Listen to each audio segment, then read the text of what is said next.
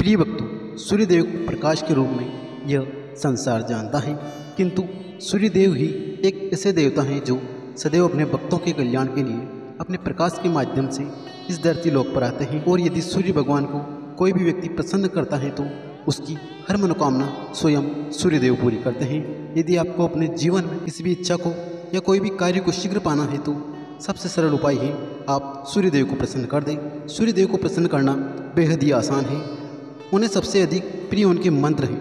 यदि आप उनके मंत्रों का जाप करते हैं तो सूर्य भगवान आपके जीवन में वह सारी खुशियाँ डाल देंगे जो आप हमेशा चाहते हैं। फिर चाहे वह धन का भंडार हो, अच्छे जीवन साथी की तलाश हो, बच्चों व परिवार का भविष्य हो या फिर पैसों की चिंता हो, इन सभी इच्छाओं को स्वयं सूर्यदेव ही पूरे कर सकते हैं। इसलिए आपको जो आज मंत्र हम आपको बताने वाले हैं उसका पूर्ण श्रद्धा के साथ 108 बार जाप करना है। यह मंत्र सिद्ध होकर आपको हर प्रकार की खुशियाँ प्रदान करेगा। यदि आप इस मंत्र का जाप करने में असमर्थ हैं तो आप इस मंत्र को अपने मोबाइल फ़ोन पर चलाकर 108 बार पूरा श्रवण अवश्य करें। और प्रिय भक्तों, यदि आप सूर्यदेव का आशीर्वाद प्राप्त करना चाहते हैं तो हमारे इस वीडियो को एक दिल से लाइक करके हमारे चैनल संस्कारी सीनू को सब्सक्राइब करके कमेंट में जय सूर्यदेव अवश्य लिखें, जिससे सूर्यदेव के चरणों में आप सभी भक्तों की हाजिरी लग जाएगी। तो प्रिय भक्तों, मंत्र कुछ इस प्रकार। ॐ आदित्याय विद्महे दिवाकराय धीमहि तन्नो सूर्याय प्रचोदयात्। ॐ आदित्याय विद्महे दिवाकराय धीमहि तन्नो सूर्याय प्रचोदयात्। ॐ आदित्याय विद्महे दिवाकराय धीमहि तन्नो सूर्याय प्रचोदयात्।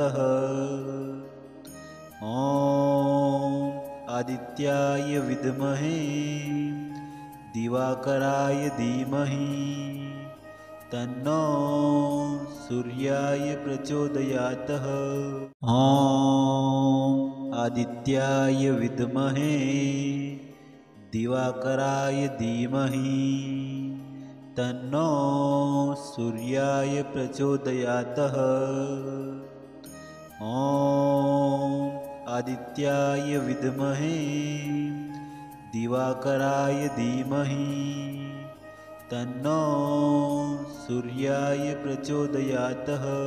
ॐ आदित्याय विद्महे दिवाकराय धीमहि तन्नो सूर्याय प्रचोदयात्।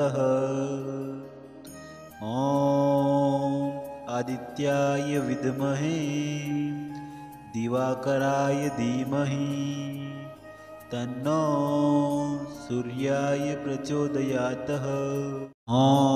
ॐ आदित्याय विद्महे दिवाकराय धीमहि तन्नो सूर्याय प्रचोदयात्।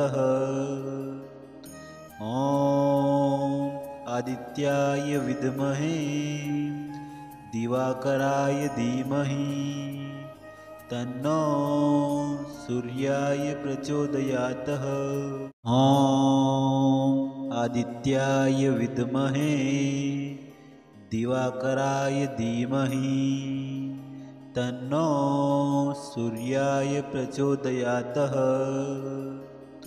ॐ आदित्याय विद्महे दिवाकराय धीमहि तन्नो सूर्याय प्रचोदयात्। ॐ आदित्याय विद्महे दिवाकराय धीमहि तन्नो सूर्याय प्रचोदयात्। ॐ आदित्याय विद्महे दिवाकराय धीमहि तन्नो सूर्याय प्रचोदयात्। ॐ आदित्याय विद्महे दिवाकराय धीमहि तन्नो सूर्याय प्रचोदयात्। ॐ आदित्याय विद्महे दिवाकराय धीमहि तन्नो सूर्याय प्रचोदयात्। ॐ आदित्याय विद्महे दिवाकराय धीमहि तन्नो सूर्याय प्रचोदयात्। ॐ आदित्याय विद्महे दिवाकराय धीमहि तन्नो सूर्याय प्रचोदयात्।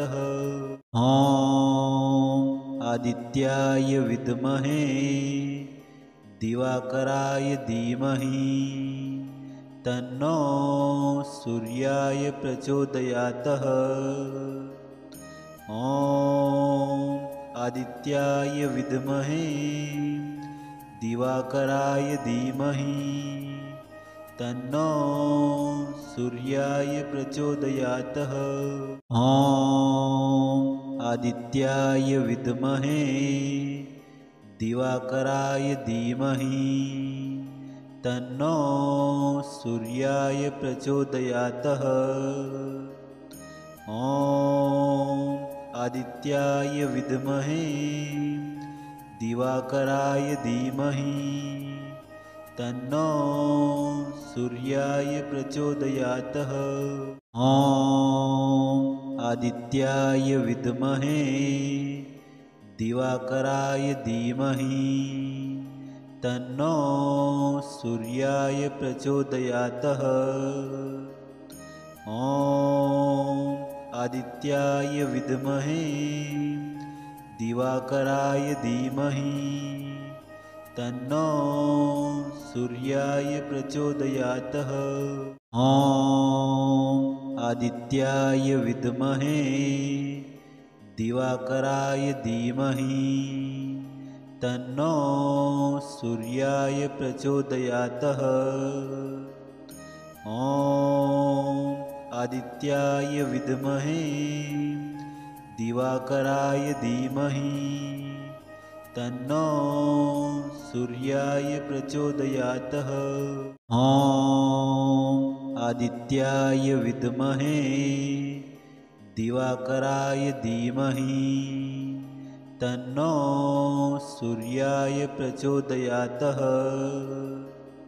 ॐ आदित्याय विद्महे दिवाकराय धीमहि तन्नो सूर्याय प्रचोदयात्। ॐ आदित्याय विद्महे दिवाकराय धीमहि तन्नो सूर्याय प्रचोदयात्। ॐ आदित्याय विद्महे दिवाकराय धीमहि तन्नो सूर्याय प्रचोदयात्। ॐ आदित्याय विद्महे दिवाकराय धीमहि तन्नो सूर्याय प्रचोदयात्। ॐ आदित्याय विद्महे दिवाकराय धीमहि तन्नो सूर्याय प्रचोदयात्। ॐ आदित्याय विद्महे दिवाकराय धीमहि तन्नो सूर्याय प्रचोदयात्। ॐ आदित्याय विद्महे दिवाकराय धीमहि तन्नो सूर्याय प्रचोदयात्। ॐ आदित्याय विद्महे दिवाकराय धीमहि तन्नो सूर्याय प्रचोदयात्। ॐ आदित्याय विद्महे दिवाकराय धीमहि तन्नो सूर्याय प्रचोदयात्। ॐ आदित्याय विद्महे दिवाकराय धीमहि तन्नो सूर्याय प्रचोदयात्।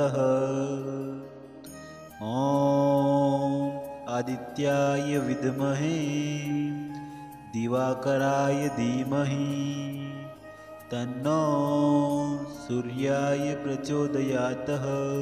ॐ आदित्याय विद्महे दिवाकराय धीमहि तन्नो सूर्याय प्रचोदयात्।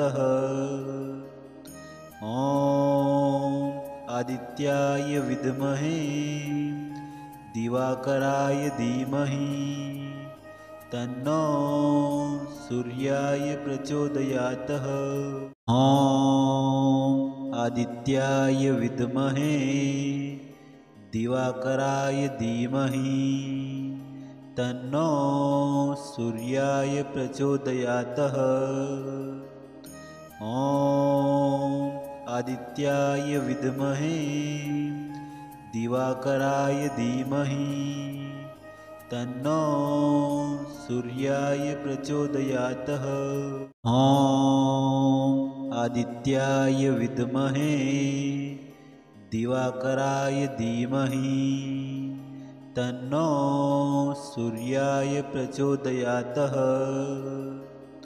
ॐ आदित्याय विद्महे दिवाकराय धीमहि तन्नो सूर्याय प्रचोदयात्। ॐ आदित्याय विद्महे दिवाकराय धीमहि तन्नो सूर्याय प्रचोदयात्। ॐ आदित्याय विद्महे दिवाकराय धीमहि तन्नो सूर्याय प्रचोदयात्। ॐ आदित्याय विद्महे दिवाकराय धीमहि तन्नो सूर्याय प्रचोदयात्।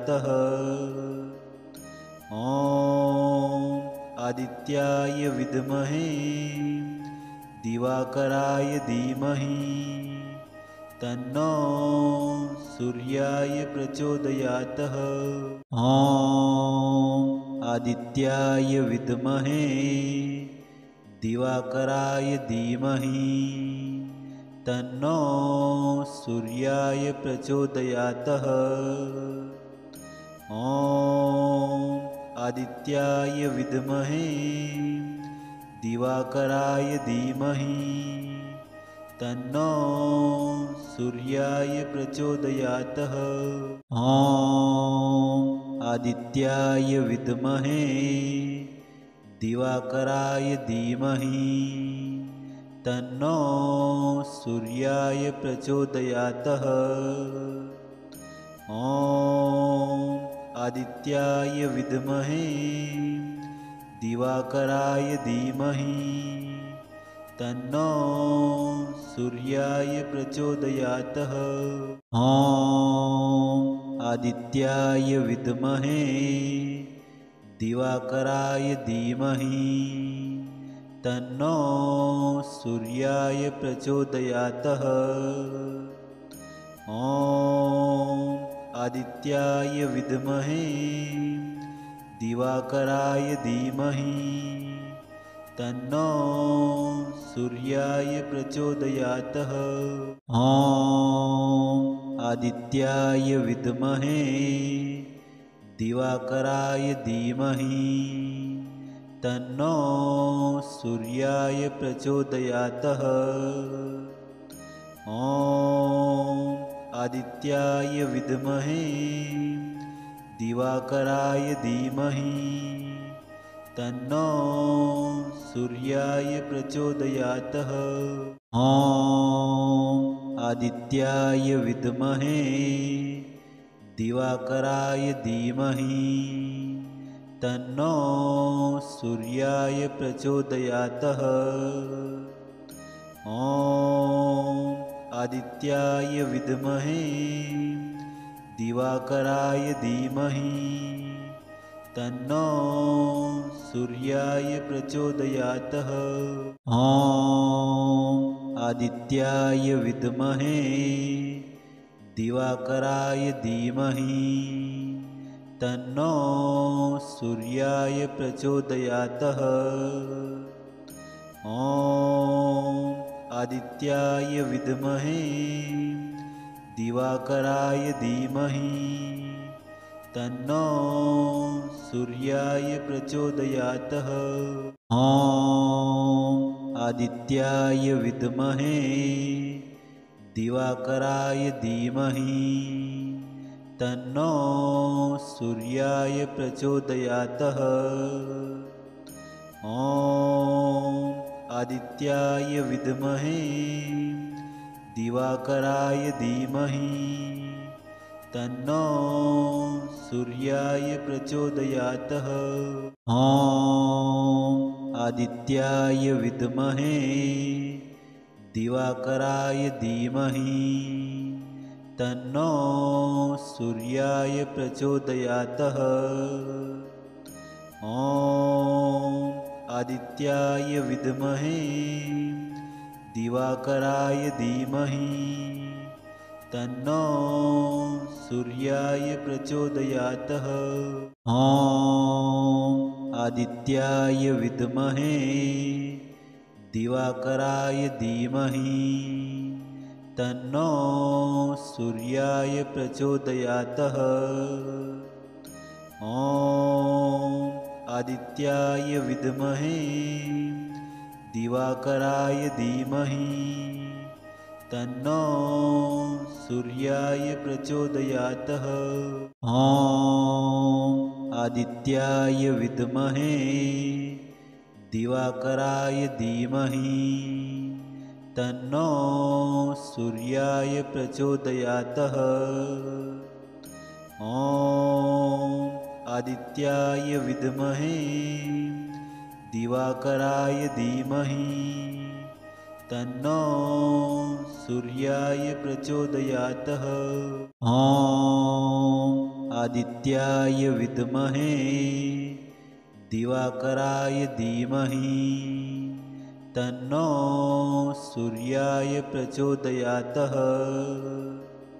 ॐ आदित्याय विद्महे दिवाकराय धीमहि तन्नो सूर्याय प्रचोदयात्। ॐ आदित्याय विद्महे दिवाकराय धीमहि तन्नो सूर्याय प्रचोदयात्। ॐ आदित्याय विद्महे दिवाकराय धीमहि तन्नो सूर्याय प्रचोदयात्। ॐ आदित्याय विद्महे दिवाकराय धीमहि तन्नो सूर्याय प्रचोदयात्। ॐ आदित्याय विद्महे दिवाकराय धीमहि तन्नो सूर्याय प्रचोदयात्। ॐ आदित्याय विद्महे दिवाकराय धीमहि तन्नो सूर्याय प्रचोदयात्। ॐ आदित्याय विद्महे दिवाकराय धीमहि तन्नो सूर्याय प्रचोदयात्। ॐ आदित्याय विद्महे दिवाकराय धीमहि तन्नो सूर्याय प्रचोदयात्। ॐ आदित्याय विद्महे दिवाकराय धीमहि तन्नो सूर्याय प्रचोदयातः। ॐ आदित्याय विद्महे दिवाकराय धीमहि तन्नो सूर्याय प्रचोदयातः। ॐ आदित्याय विद्महे दिवाकराय धीमहि तन्नो सूर्याय प्रचोदयातः। ॐ आदित्याय विद्महे दिवाकराय धीमहि तन्नो सूर्याय प्रचोदयातः। ॐ आदित्याय विद्महे दिवाकराय धीमहि तन्नो सूर्याय प्रचोदयातः। ॐ आदित्याय विद्महे दिवाकराय धीमहि तन्नो सूर्याय प्रचोदयातः। ॐ आदित्याय विद्महे दिवाकराय धीमहि तन्नो सूर्याय प्रचोदयातः। ॐ आदित्याय विद्महे दिवाकराय धीमहि तन्नो सूर्याय प्रचोदयातः। ॐ आदित्याय विद्महे दिवाकराय धीमहि तन्नो सूर्याय प्रचोदयातः। ॐ आदित्याय विद्महे दिवाकराय धीमहि तन्नो सूर्याय प्रचोदयातः। ॐ आदित्याय विद्महे दिवाकराय धीमहि तन्नो सूर्याय प्रचोदयातः। ॐ आदित्याय विद्महे दिवाकराय धीमहि तन्नो सूर्याय प्रचोदयातः। ॐ आदित्याय विद्महे दिवाकराय धीमहि तन्नो सूर्याय प्रचोदयातः। ॐ आदित्याय विद्महे दिवाकराय धीमहि तन्नो सूर्याय प्रचोदयातः। ॐ आदित्याय विद्महे दिवाकराय धीमहि तन्नो सूर्याय प्रचोदयातः। ॐ आदित्याय विद्महे दिवाकराय धीमहि तन्नो सूर्याय प्रचोदयातः। ॐ आदित्याय विद्महे दिवाकराय धीमहि तन्नो सूर्याय प्रचोदयातः। ॐ आदित्याय विद्महे दिवाकराय धीमहि तन्नो सूर्याय प्रचोदयातः। ॐ आदित्याय विद्महे दिवाकराय धीमहि तन्नो सूर्याय प्रचोदयातः।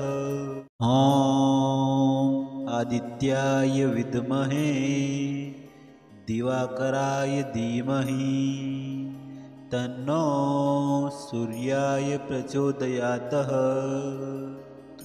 ॐ आदित्याय विद्महे दिवाकराय धीमहि तन्नो सूर्याय प्रचोदयातः। ॐ आदित्याय विद्महे दिवाकराय धीमहि तन्नो सूर्याय प्रचोदयातः। ॐ आदित्याय विद्महे दिवाकराय धीमहि तन्नो सूर्याय प्रचोदयात्। ॐ आदित्याय विद्महे दिवाकराय धीमहि तन्नो सूर्याय प्रचोदयात्। ॐ आदित्याय विद्महे दिवाकराय धीमहि तन्नो सूर्याय प्रचोदयात्। ॐ आदित्याय विद्महे दिवाकराय धीमहि तन्नो सूर्याय प्रचोदयात्। ॐ आदित्याय विद्महे दिवाकराय धीमहि तन्नो सूर्याय प्रचोदयात्। ॐ आदित्याय विद्महे दिवाकराय धीमहि तन्नो सूर्याय प्रचोदयात्। ॐ आदित्याय विद्महे दिवाकराय धीमहि तन्नो सूर्याय प्रचोदयात्। ॐ आदित्याय विद्महे दिवाकराय धीमहि तन्नो सूर्याय प्रचोदयात्। ॐ आदित्याय विद्महे दिवाकराय धीमहि तन्नो सूर्याय प्रचोदयात्। ॐ आदित्याय विद्महे दिवाकराय धीमहि तन्नो सूर्याय प्रचोदयात्। ॐ आदित्याय विद्महे दिवाकराय धीमहि तन्नो सूर्याय प्रचोदयात्। ॐ आदित्याय विद्महे दिवाकराय धीमहि तन्नो सूर्याय प्रचोदयात्। ॐ आदित्याय विद्महे दिवाकराय धीमहि तन्नो सूर्याय प्रचोदयात्। ॐ आदित्याय विद्महे दिवाकराय धीमहि तन्नो सूर्याय प्रचोदयात्। ॐ आदित्याय विद्महे दिवाकराय धीमहि तन्नो सूर्याय प्रचोदयात्। ॐ आदित्याय विद्महे दिवाकराय धीमहि तन्नो सूर्याय प्रचोदयात्। ॐ आदित्याय विद्महे दिवाकराय धीमहि तन्नो सूर्याय प्रचोदयात्। ॐ आदित्याय विद्महे दिवाकराय धीमहि तन्नो सूर्याय प्रचोदयात्। ॐ आदित्याय विद्महे दिवाकराय धीमहि तन्नो सूर्याय प्रचोदयात्। ॐ आदित्याय विद्महे दिवाकराय धीमहि तन्नो सूर्याय प्रचोदयात्। ॐ आदित्याय विद्महे दिवाकराय धीमहि तन्नो सूर्याय प्रचोदयात्। ॐ आदित्याय विद्महे दिवाकराय धीमहि तन्नो सूर्याय प्रचोदयात्। ॐ आदित्याय विद्महे दिवाकराय धीमहि तन्नो सूर्याय प्रचोदयात्। ॐ आदित्याय विद्महे दिवाकराय धीमहि तन्नो सूर्याय प्रचोदयात्। ॐ आदित्याय विद्महे दिवाकराय धीमहि तन्नो सूर्याय प्रचोदयात्।